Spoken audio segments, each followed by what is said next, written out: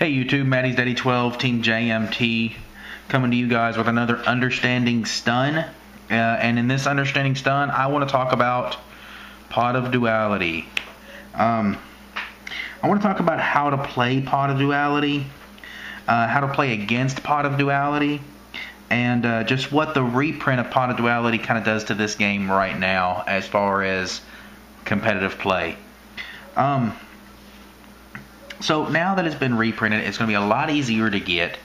So the decks that I've been saying that need 3 Pot of Duality, with like Rock Stun, Anti-Meta Stun, and then just other regular stun variants, it's going to be a lot easier to get. So before you guys just start shoving 3 Pot of Duality into whatever stun variant that you want to build, I want to talk about how exactly I feel you should play Pot of Duality.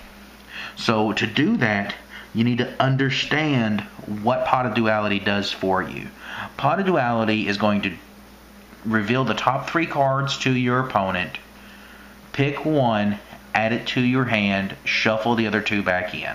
So what exactly does that do for you is it allows you to go digging into your deck for the resources that you need.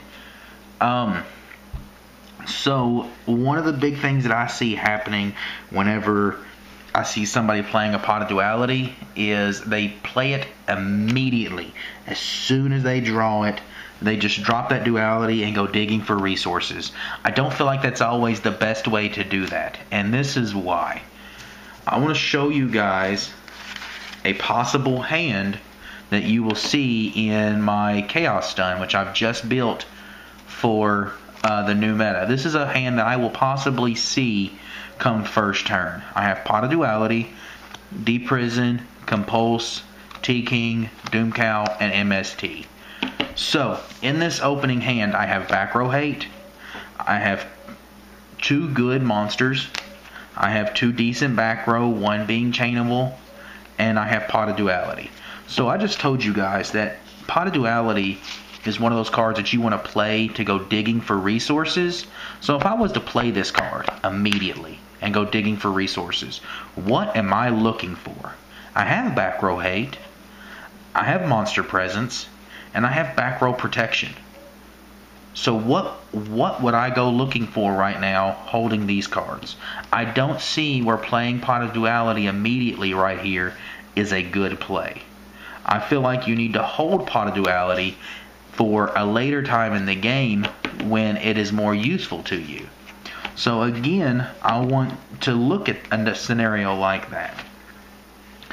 Late game, I burn up some of my resources, I burn up some of my opponent's resources, and this is my field. I have a Bottomless Trap Hole set, I have a Doomcow on the field, and I have Smashing Ground in my hand.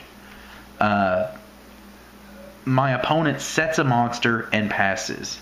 I draw, and it's Pot of Duality. Now I'm running low on resources right now. I've only got 1 card in my hand and then the 2 on the field. So do I play Pot of Duality? I don't really think you need to do that right now, because you still have your monster that they need to worry about. And let's say we attack and it's YuGiOh and Doomcow pops to negate the effect. I still feel pretty confident in this, holding this in my hand at that moment with Bottomless Trap Hole set, because at that moment anything they would like to summon that could be a problem, I can bottomless it, or my next turn I can smash it and then go digging for resources. So let's talk about just what those kind of resources may be. And when you start looking for resources, you also need to understand what resources you actually need at that moment.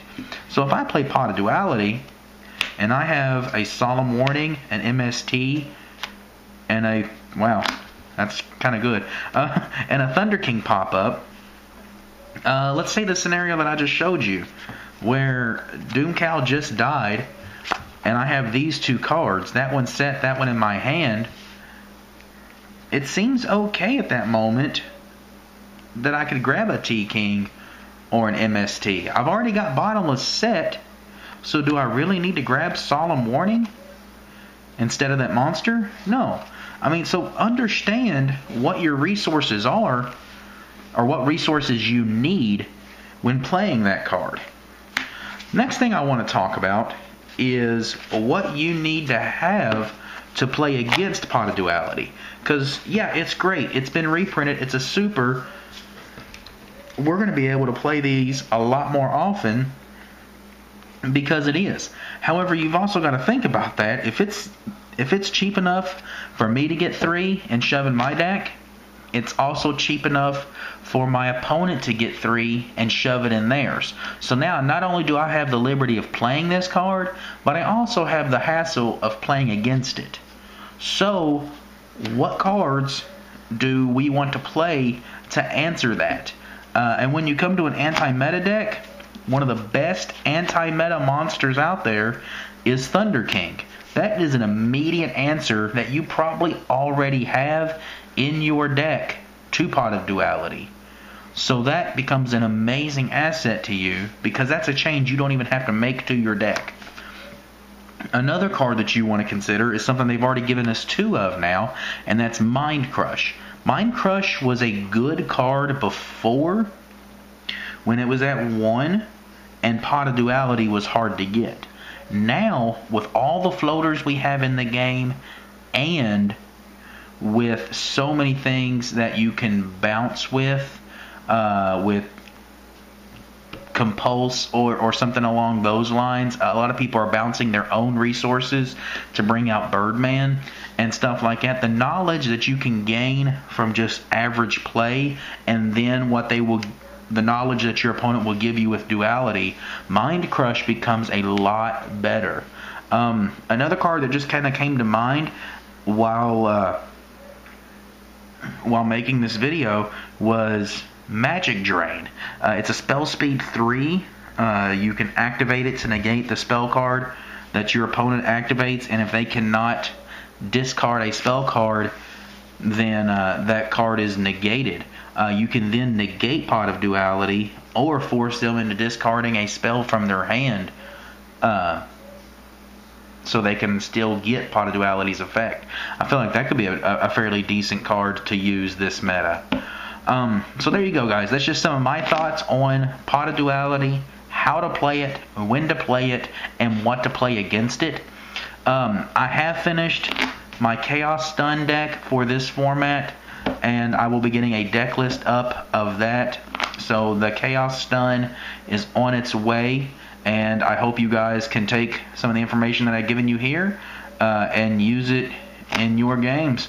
So I appreciate it, guys. Subscribe, comment down below, show us how much you love us.